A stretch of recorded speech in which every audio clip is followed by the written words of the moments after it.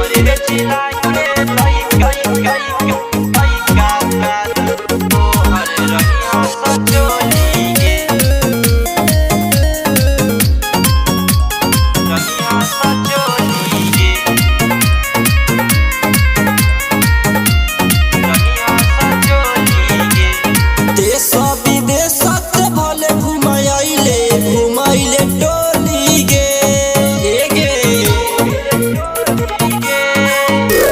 देश विदेश से भले घुमाइले टोली गे।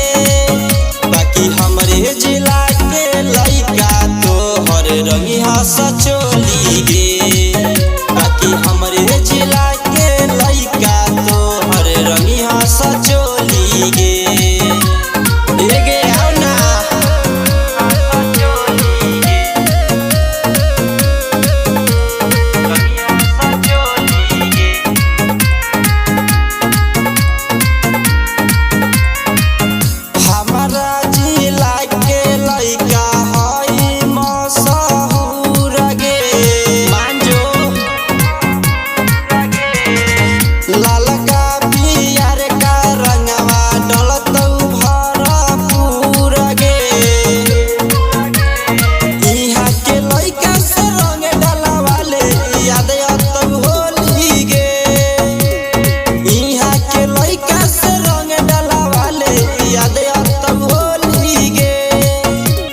हमरे जिला के लइका तोहर रंगिया सजोली गे।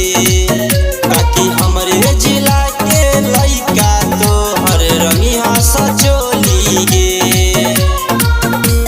रंगिया सजोली गे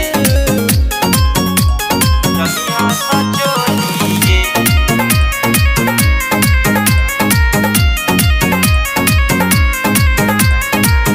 साल भर पर एक बार आइल बाटे होली। रंग लगवाले जबरदस्ती धके रंग दस चोली। मंजय साहू के देखी के इहाँ केहू न बोली रे। मंजय साहू के देखी के इहाँ केहू न बोली रे।